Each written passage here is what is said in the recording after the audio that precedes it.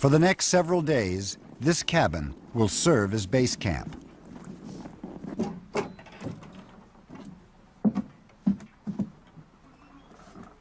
The team will head out early tomorrow morning to look for Katya's tracks.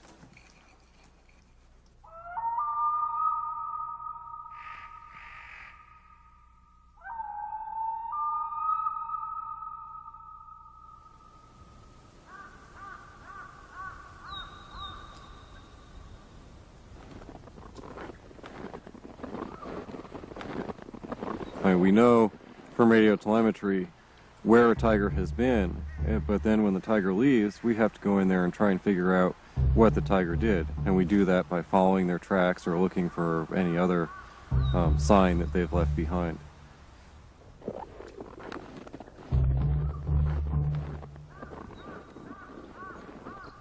Being a field biologist and studying tigers in particular is a lot like doing detective work. Some blood.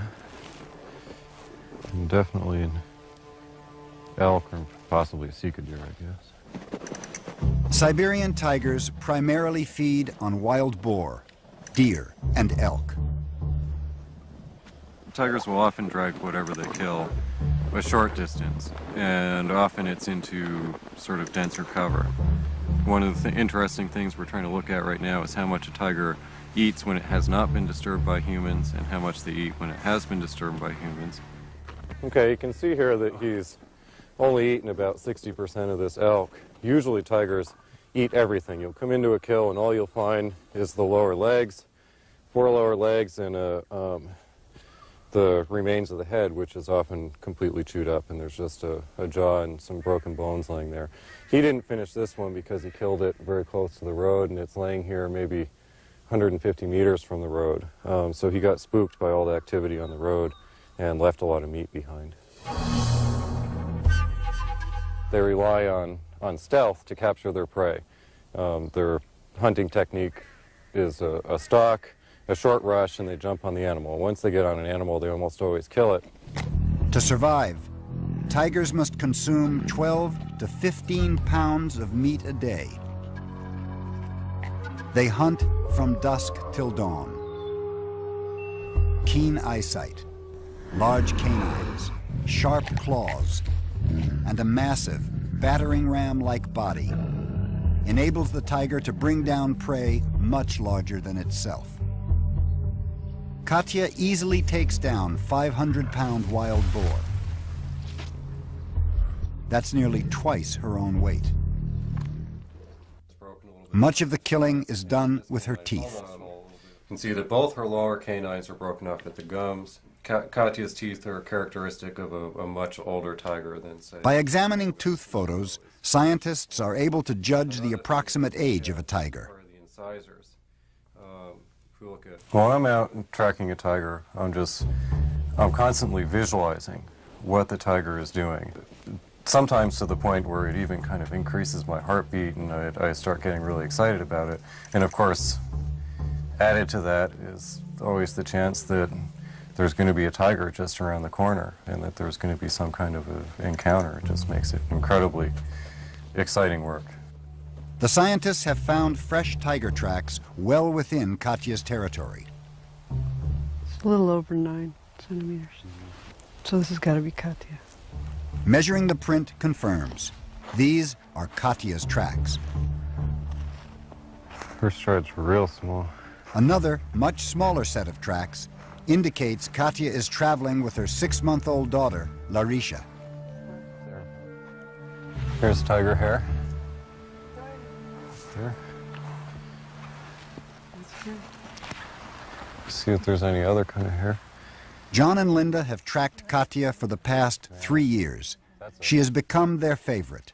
It's no small animal that puts marks like that in a tree. The scientists were even lucky enough to catch a rare glimpse of Katya and Larisha at play.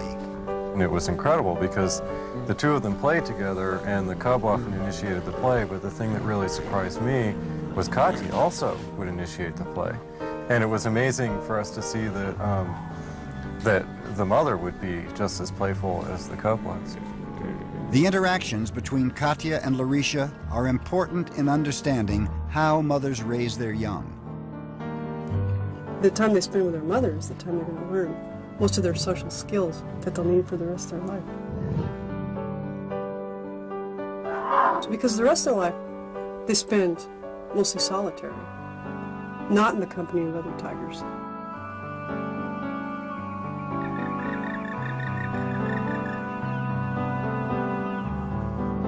Larisha is old enough to share kills with her mother, but still too young to hunt. She will stay with her mother for at least another year, until she can survive on her own. Before Katya was ready to breed, she first established a home range, or territory, and spent time getting to know her mate. Males will get together with females not just for purposes of breeding. Sometimes they'll share kills, and there's probably some importance in those relationships in a male and a female knowing each other before they will breed with each other.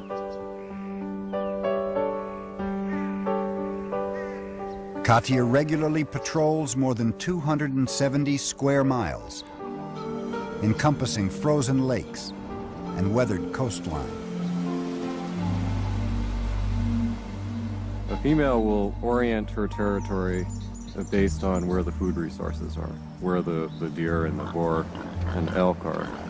A male will then overlay his territory on one or more females. Siberian tigers have the largest home range of any tiger subspecies. A single male's territory can encompass more than 600 square miles. It's phenomenal that they can still patrol their entire home range and keep other individuals out of their territories. The fact that they're territorial at all and can maintain exclusive home ranges is pretty amazing. Tigers will violate and challenge territories, and sometimes that can result in fights and really aggressive encounters. Katya spots an intruder. It is an unfamiliar tiger.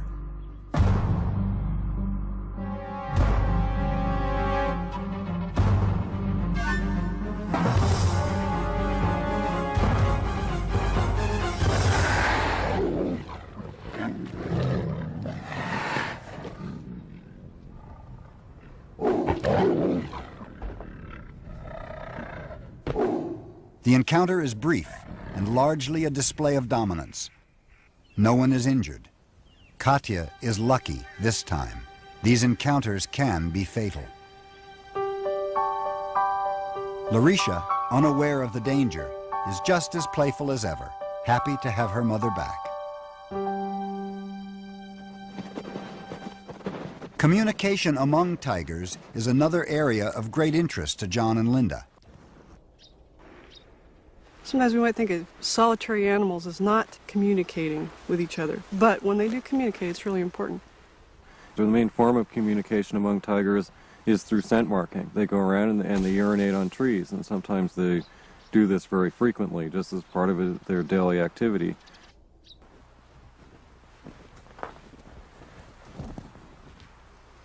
Yeah, strong. This is a traditional tiger mark tree. And what our tiger Alex say has done, he's walked down the road here, came up to the tree, turned around and sprayed the tree with urine. You can see this dark spot right here where he's marked. And then by his tracks, it looks like he also came up and probably scratched it a little bit like this and kind of hugged the tree and rubbed his side of his face against it. Katya uses scent marks to advertise her presence and to mark the boundaries of her territory. Through her scent mark, another tiger can determine Katya's age, sex, and identity. A male tiger can even tell if she's ready to breed. This large male is responding to a scent Katya recently left. Known as flamen behavior, it is normally displayed at sites where other tigers have sprayed their scent.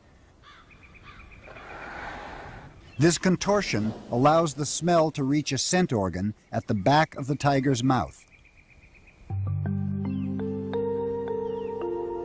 Clawing trees may be just a form of exercise for Katya, but sweat glands in her paws leave behind a scent.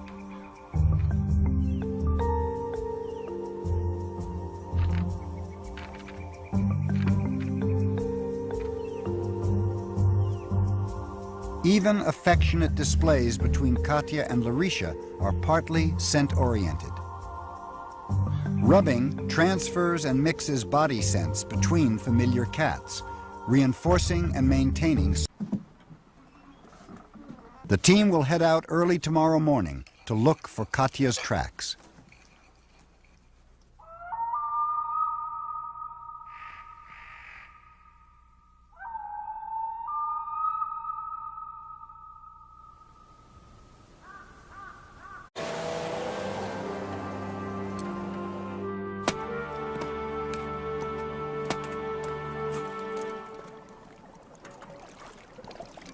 For the next several days, this cabin will serve as base camp. Any other sign that they've left behind.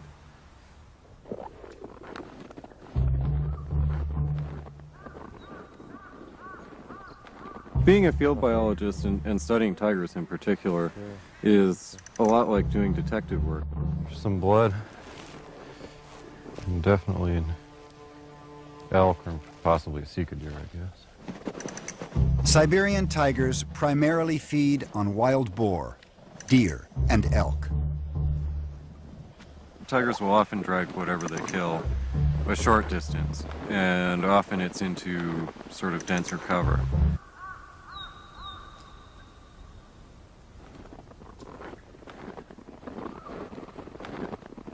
We know from radio telemetry where a tiger has been, but then when the tiger leaves, we have to go in there and try and figure out what the tiger did. And we do that by following their tracks or looking for